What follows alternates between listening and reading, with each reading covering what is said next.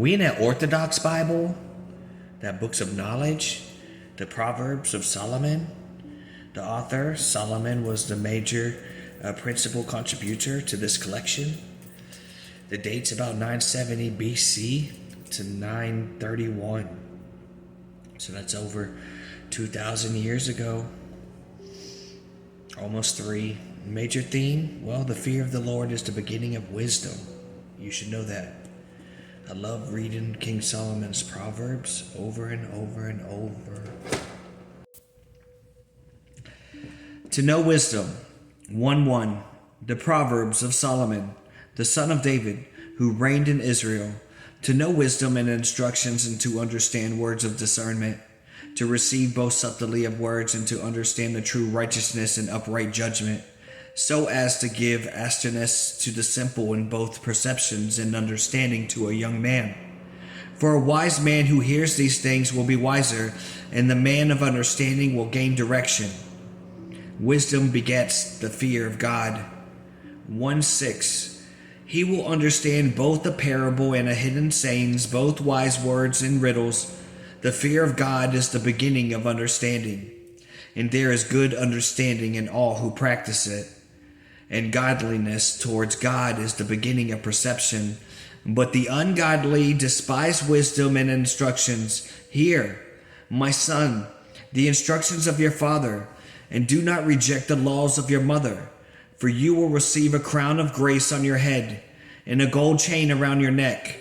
My son, do not let the ungodly lead you astray, and do not consent if they invite you, saying, come with us, take part in bloodshed, and let us hide a righteous man in the earth unjustly, and let us swallow him up, and just as Hades does the living, and let us take away his remembrance from the earth. Let us seize his valuable properties, and let us fill our houses with his spoils. Cast your lot with us. Let us acquire a common bag. Let there be one purse for us. Do not walk in the way with them, but turn away your foot from their paths. For their feet run to evil, and they make haste to shed blood. For nets are not spread before birds for no reason.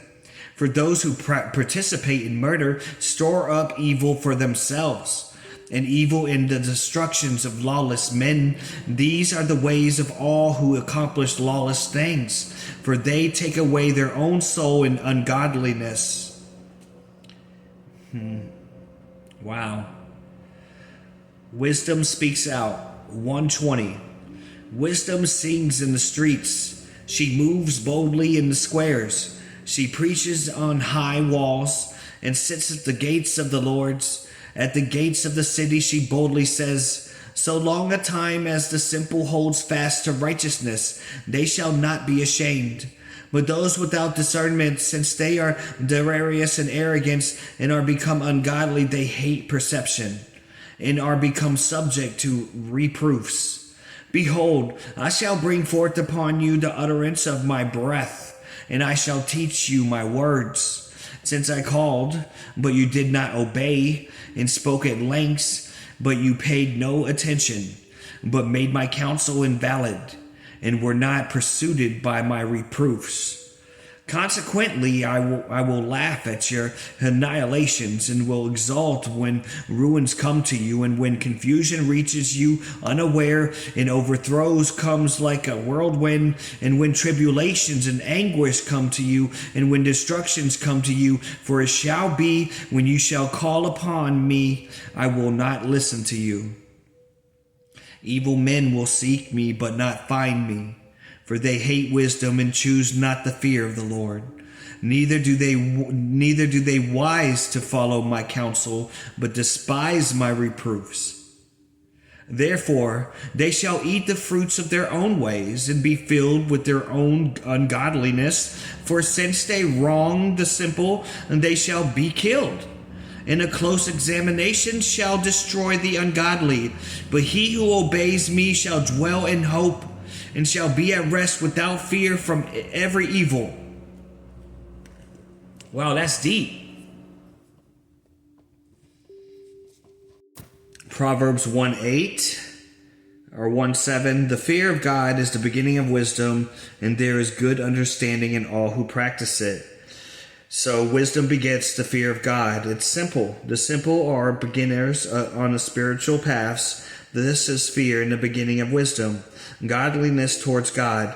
In the beginning of perception as ungodly are those who despise wisdom and his instructions. They may claim to believe in God, but they do not know wisdom nor live a virtuous life. Consequently, they do not truly believe in God. Wow. My son, do not let the ungodly lead you astray. When wisdom becomes a righteous man in his incarnate, he allows his enemies to crucify him and to bury him in a tomb, hide him in the earth, and their objections was to take away his remembrance from the earth.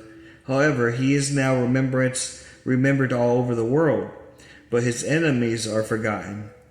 Wow. What a great analogy. God bless the whole year. So what do you think happens when you die? You think we just go right up to heaven? But heaven's going to be on earth. What's up with that? Is it paradise? Abraham's bosom? Are we sleep mode? Is my mom asleep?